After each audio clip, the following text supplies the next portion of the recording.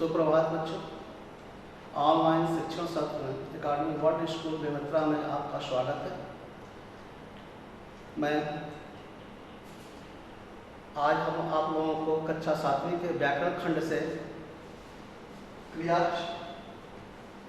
पाठ का अध्ययन और अध्यापन कार्य करेंगे। शिक्षण बिंदु में क्रिया की परिभाषा, धातु, क्रिया का सामान्य रूप, क्रिया के भेद, फिर इसके बाद रचना के आधार। एक एक बिंदु पर मैं क्रमशः मैं स्पष्ट करूंगा बच्चों। सबसे पहले है क्रिया की परिभाषा। वाक्य के जिस शब्द से हमें किसी कार्य को करने या होने का बोध हो उसे क्रिया कहते हैं। तो वाक्य के जिस शब्द से किसी कार्य को करने या होने का बोध हो उसे हम क्रिया कहते हैं। ये तो सामान्य परिभाषा बच्चों हो गई। अब हम आते हैं इस विषय पर। प्रत्येक वाक्य में क्रिया का होना अवश्य होता है और क्रिया के बिना वाक्य जो है वो बनता ही नहीं, अपूर्ण वाक्य होगा। अतः क्रिया वाक्य की अनिवार्यता है। जैसे उदाहरण के तौर पर अगर हम लें ईशान गेंद, अगर इस वाक्य को लें तो हमें समझना कि ईशान गेंद, इस वाक्य के आगे क्रिया लगनी नहीं है, तो ये वाक्य जो है अपूर्ण हो जाएगा। अगर इसी वाक्य को अगर हम पूरा करें, ईशान गेंद खेल रहा है,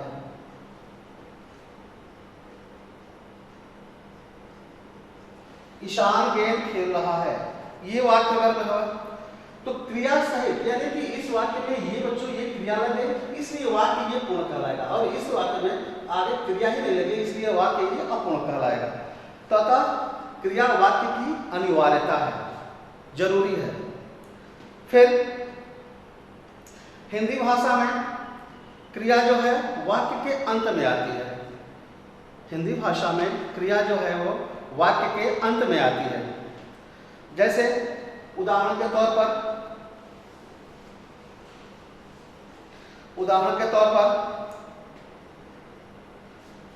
मैं विद्यालय से आकर खूब सोया।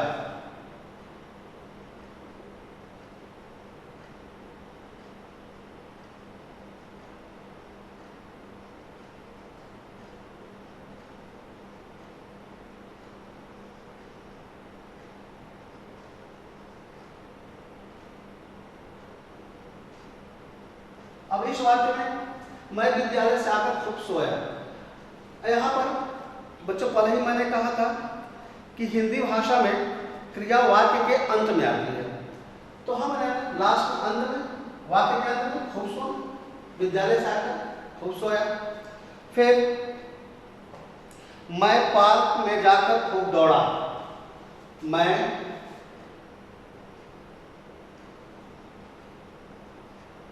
पार्क में जाकर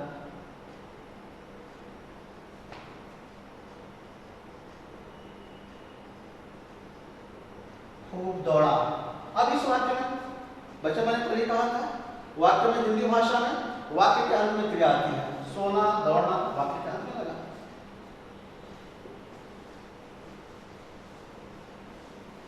फिर बच्चों अब धातु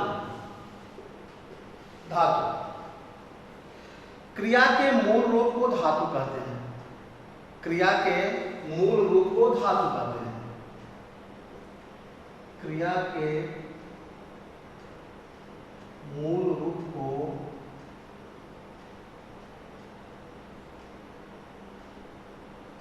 धातु कहते हैं। क्रिया का जो बच्चों जो मूल रूप है उसे हम धातु कहते हैं।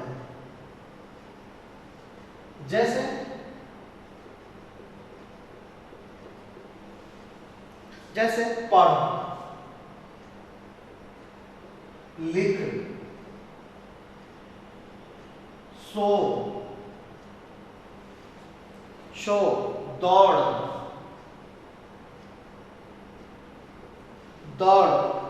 लिख,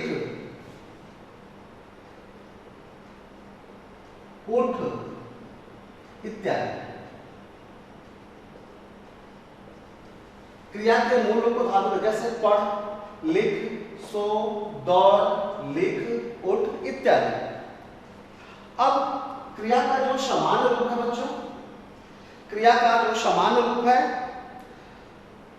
धातु में, यानी कि ये जो धातु है, धातु में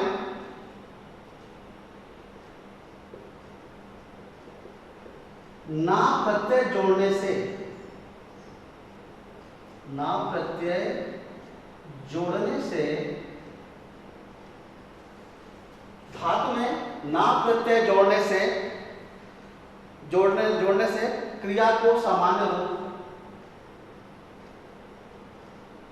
क्रिया के सामान्य रूप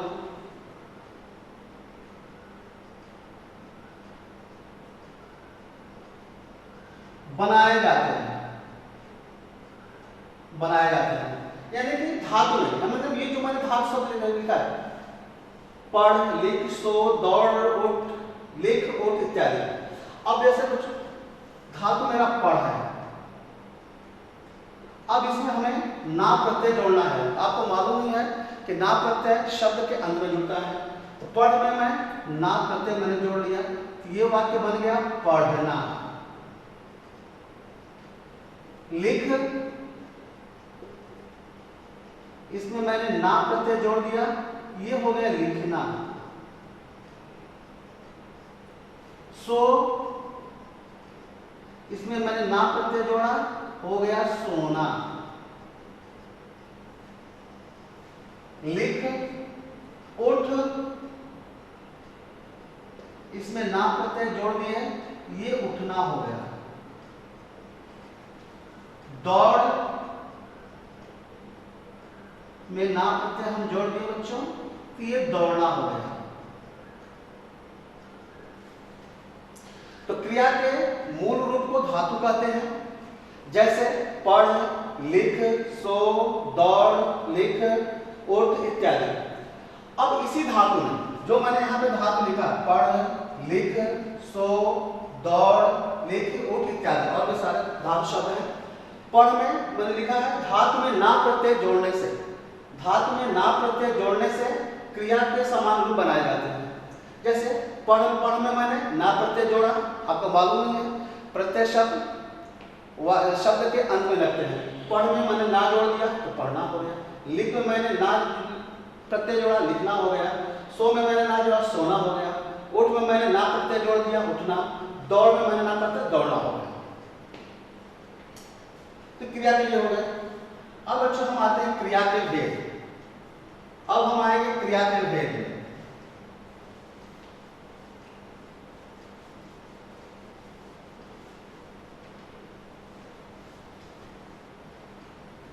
बच्चों क्रिया के दो भेद होते हैं, पहला कर्म के आधार पर और दूसरा रचना के आधार पर। क्रिया के दो भेद होते हैं, पहला कर्म के आधार पर और दूसरा रचना के आधार पर। और कर्म के आधार पर भी क्रिया के दो भेद होते हैं, अकर्मक क्रिया और सकर्मक क्रिया। अकर्मक क्रिया और सकर्मक क्रिया। अकर्मक क्रिया,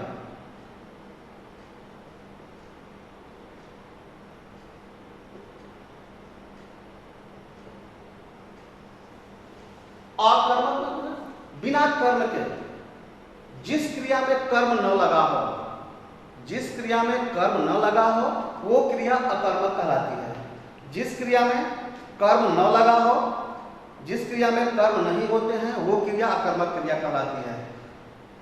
जिन क्रियाओं में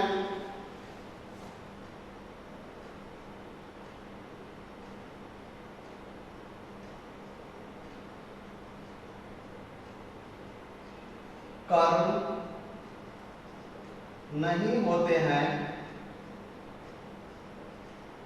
उसे अकर्मक क्रिया कहते हैं।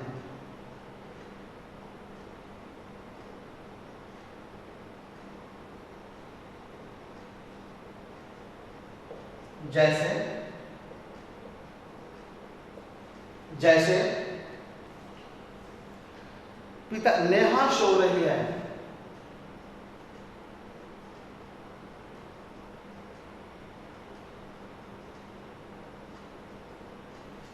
जैसे नेहा सो रही है, पिताजी जा रहे हैं।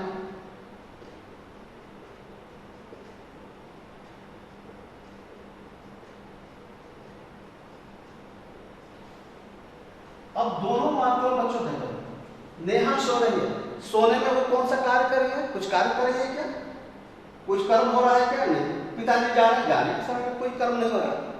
तो इसलिए ये दोनों काम जो है वो अकर्मक क्रिया के हैं।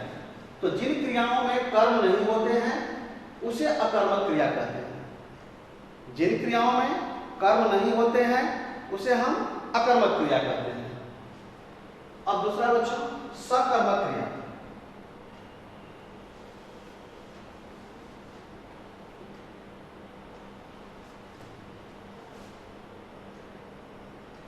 सकर्मक क्रिया, स माने कर्म के साथ जिन क्रियाओं में कर्म लगा रहता है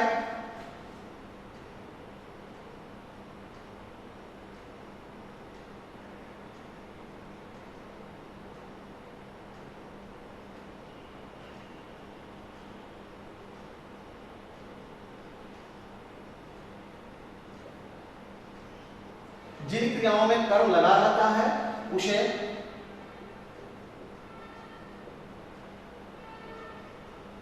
सकर्मक क्रिया कहते हैं।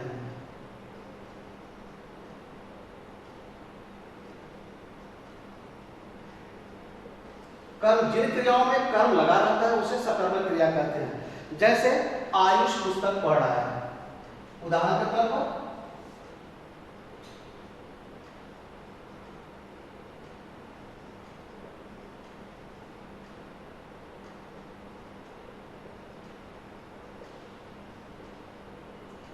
आयुष पुस्तक पढ़ रहा है, नेहा टीवी देख रही है।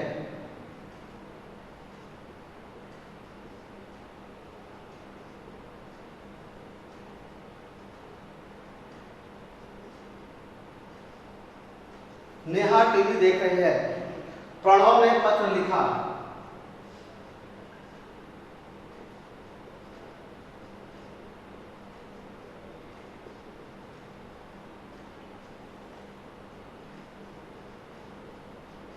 पिताजी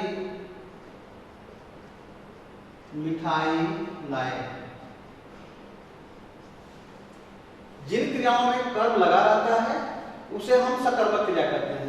अब ये मैंने यहाँ पे 4 बच्चों ने लिखा है, आयुष पुस्तक पढ़ रहा है। इस वाक्य में आप देखेंगे पढ़ना क्रिया है, तो क्या पढ़ रहा है? तो पुस्तक पढ़ रहा है, क्योंकि यहाँ पे कर्म लगा हुआ है। नेहा टीवी देख रही है, पुस्तक।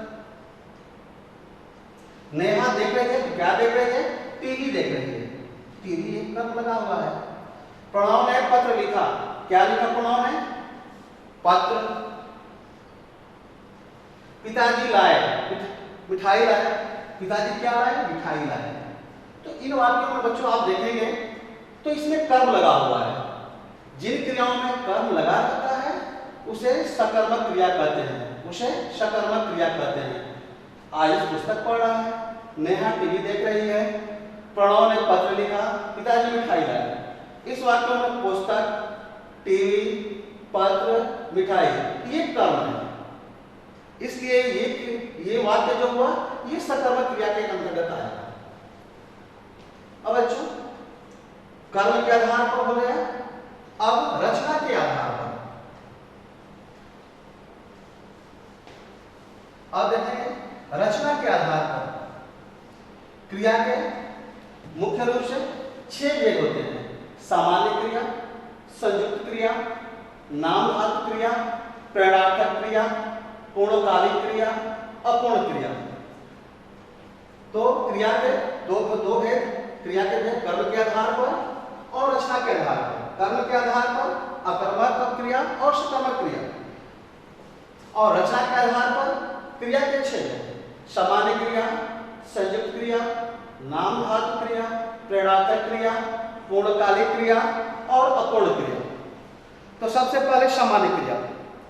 यदि किसी वाक्य में यदि किसी वाक्य में एक ही क्रिया हो, यदि किसी वाक्य में एक ही क्रिया हो,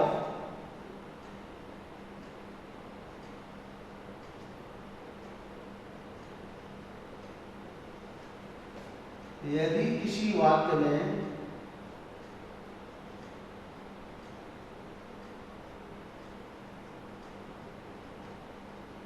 एक ही क्रिया हो, एक ही क्रिया हो, तो उसे सामान्य क्रिया कहते हैं।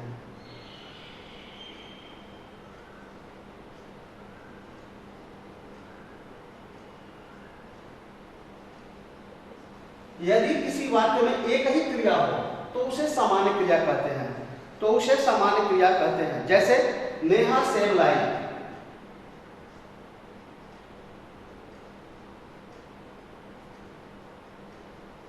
नेहा सेब लाई। दूसरा है मोहन कार्यालय गया,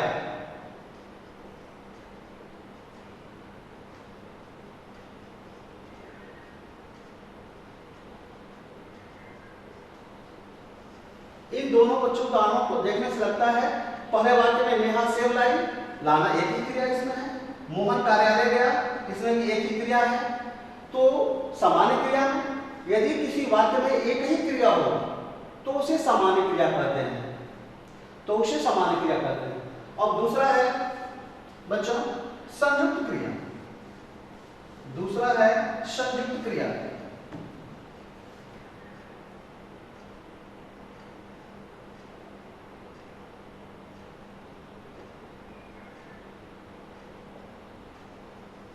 संयुक्त क्रिया में बच्चों जब दो या दो से अधिक क्रियाएं, जब दो या दो से अधिक क्रियाएं एक ही कार्य का बोध कराएं, जब दो या किसी वाक्य में दो या दो से अधिक क्रियाएं एक ही कार्य का बोध कराएं तो उसे संयुक्त क्रिया कहते हैं। जब दो या दो से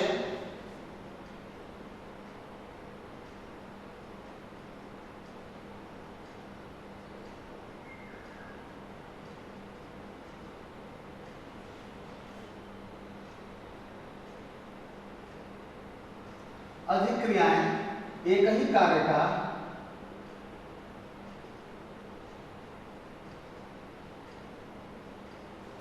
बोध कराएं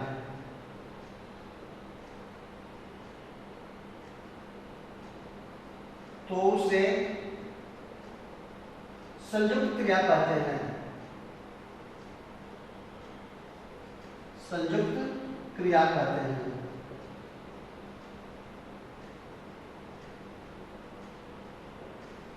जब दो या दो से अधिक क्रियाएं एक ही कार्य का बोध कराएं उसे संयुक्त क्रिया कहते हैं। अब जैसे मैं यह पुस्तक पढ़ सकता हूं, मैं यह पुस्तक पढ़ सकता हूं। दूसरा वाक्य हम लेते हैं, वह यह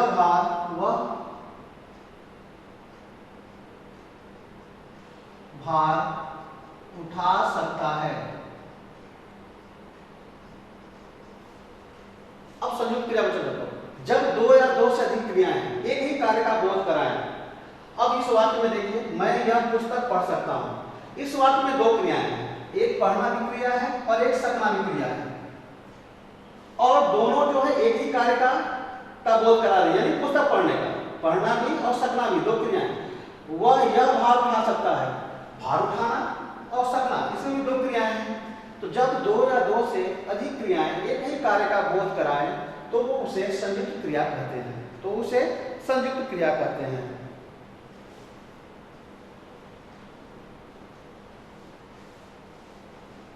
इसके बाद है बच्चों नाम धातु क्रिया।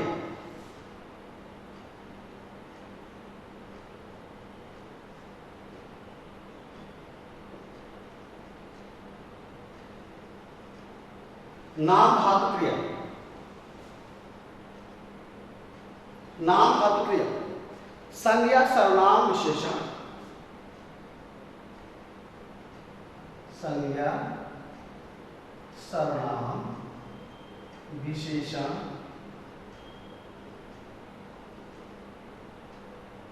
संज्ञा सर्वनाम विशेषण या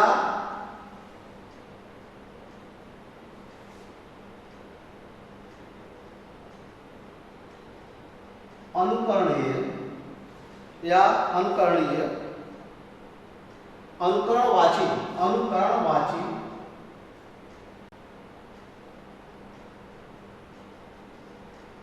या अनुकरणवाची शब्दों से बनने वाले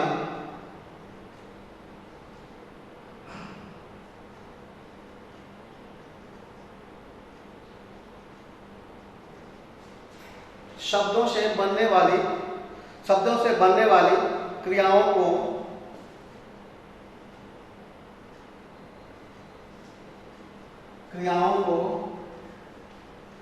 नाम धातु क्रिया कहते हैं।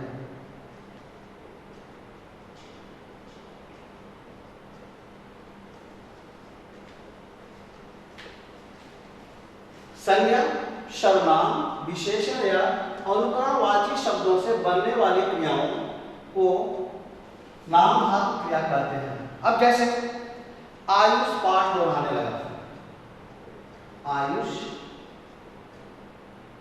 पाठ दोहराने लगा। फिर आकाश में तारे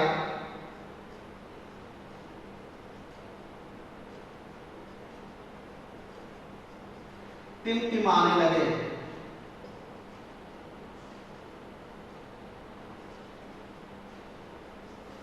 अब यहां पर देखिए संज्ञा सर्वनाम विशेषण या अनुकरणवाची शब्दों से बनने वाली क्रियाओं को नाम धातु। आयुष पाठ दोहराने लगा, पाठ दोहराना है, तारे जो टिमटिमाएंगे।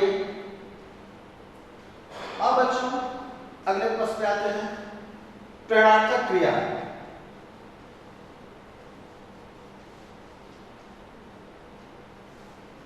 प्रेरणार्थक क्रिया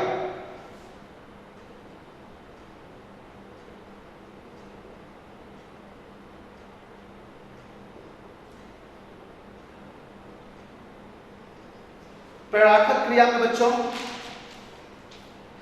जिस क्रिया को कर्ता स्वयं न करके, जिस क्रिया को कर्ता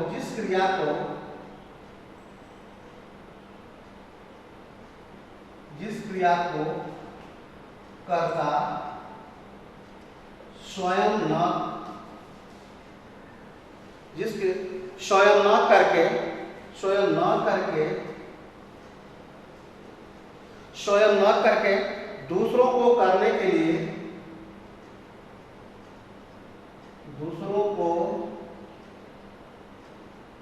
करने के लिए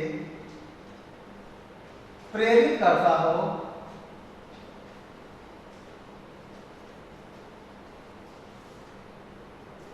उसे प्रेरणार्थक क्रिया कहते हैं।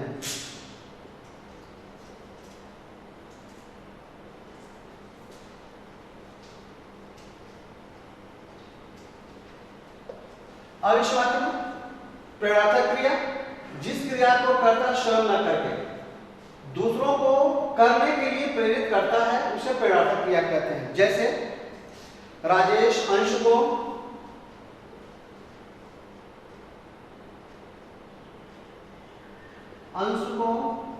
अंग्रेजी पढ़ाता है।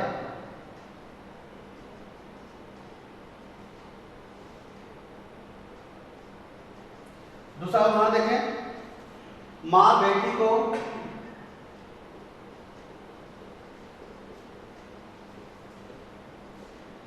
दूध पिलाती है।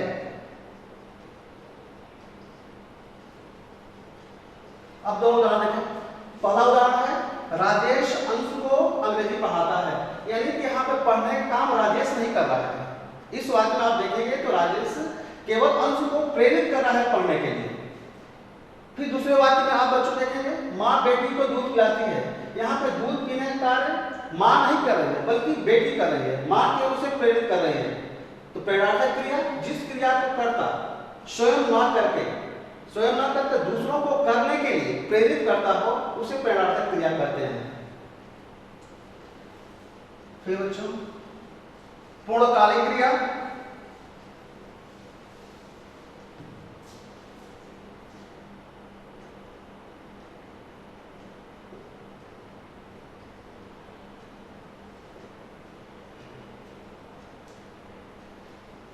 पूर्णकालिक कालिक क्रिया में बच्चों किसी वाक्य में मुख्य क्रिया से पहले होने वाली क्रिया, मुख्य क्रिया से पहले होने वाली क्रिया, मुख्य क्रिया से पहले होने वाली क्रिया, मुख्य क्रिया से पहले होने वाली क्रिया पूर्णकालिक क्रिया कहलाती है।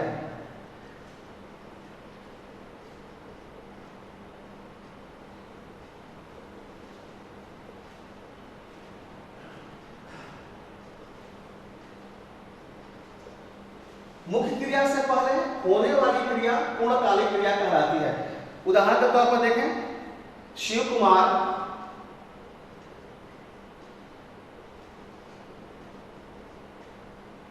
नहाकर पूजा करने लगा।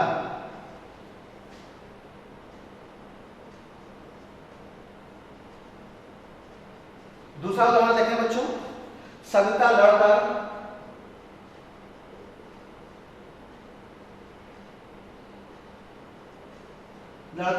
मायके चली गई।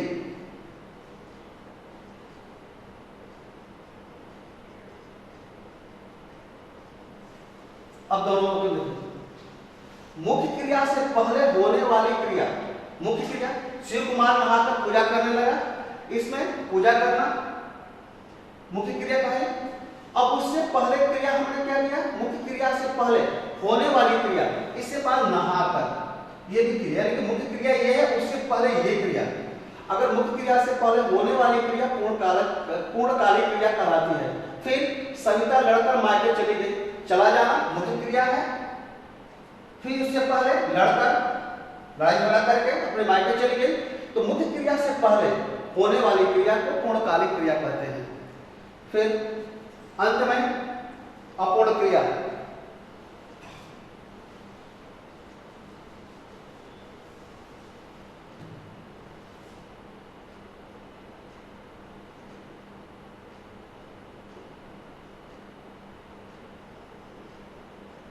अपूर्ण क्रिया है बच्चों, अपूर्ण अर्थात जो पूरा ना हो, जैसे माता जी हैं, जो पूरा ही ना हो। जैसे उदाहरण के तौर पर माता जी हैं,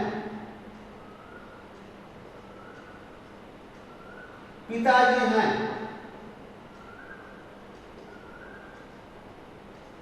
माता जी थी,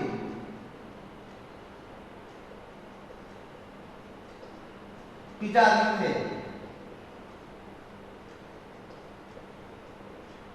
पिताजी थे। यहां पर मैंने 4 उदाहरण रखा है। यह है अपूर्ण अर्थात जो पूरा न हो क्रिया, वाक्य को अर्थपूर्णता प्रकट करने में जहां पे असक्षम हो, वो वाक्य को पूरा नहीं हो।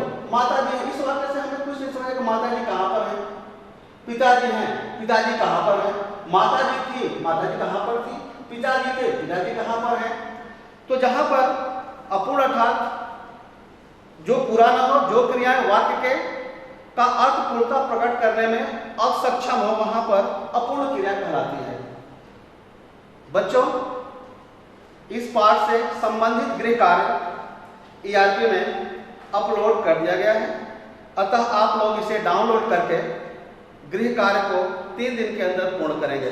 धन्यवाद।